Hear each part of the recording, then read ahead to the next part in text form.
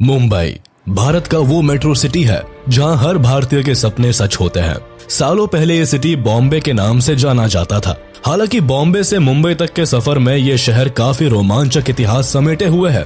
आपको जानकर हैरानी होगी कि भारत का कमर्शियल एंड फाइनेंशियल कैपिटल कहे जाने वाला ये शहर एक समय पर दहेज के रूप में एक विदेशी राजा को शादी के दौरान दे दिया गया था।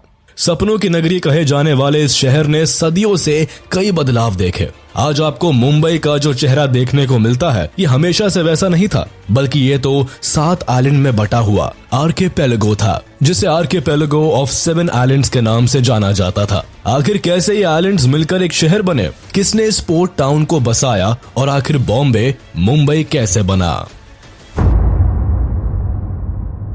सिविलाइजेशन की बात करें तो इंडिजीनियस ट्राइब स्टोन एज से ही इन सभी आइलैंड्स पर रहा करते थे।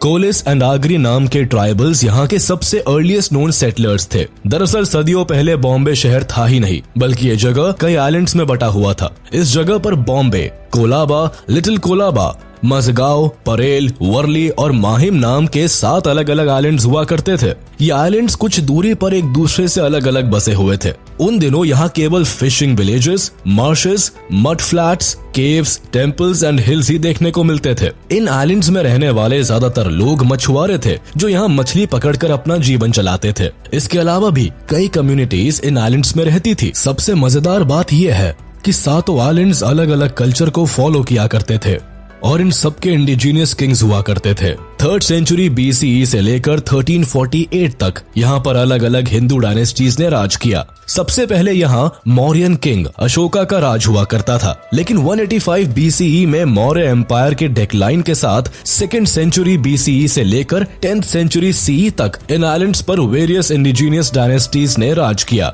जिसमें सतवाहनस, अभिरस, वाकटकस, कालाचोरिस, कोंकण चालुक्यास, राष्ट्रकूटास, सिल्हारस और छोलास शामिल थे। 1348 में दिल्ली सल्तनत ने इन सभी आइलैंड्स पर कब्जा कर लिया और यहीं से हिंदू रूलर्स की संप्रभुता भी समाप्त हो गई।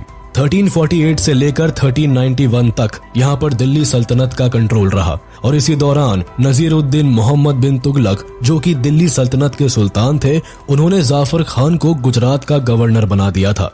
जल्दी ही 1398 में जब तुगलक डायनेस्टी कमजोर हो गई, तब जाफर खान ने मौके का फायदा उठाते हुए अपनी गुजरात सल्तनत की नींव डाल दी।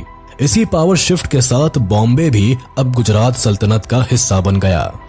वैसे तो कहने को पोर्चुगीज 1509 में ही बॉम्बे पहुंच गए थे, लेकिन इन्हें बॉम्बे को पूरी तरह हासिल करने में 2 दशक तक का समय और लगा। 1534 में बॉम्बे पूरी तरह से पोर्चुगीज के कब्जे में आ गया। हालांकि पोर्चुगीज ने बॉम्बे पर ज्यादातर एग्रीकल्चरल एंड रिलीजियस डेवलपमेंट्स ही किए। तब भी इन्होंने शहर के चारों ओर रोड, कॉजवेज एंड कई फोर्ट्स का निर्माण किया, जिसमें Bombay castle, Bandra fort and mud fort जैसे कई किले भी शामिल है, जिससे इन आइलैंड्स में कम्यूट करना काफी इजी हो गया। पोर्चुगीज ने लगभग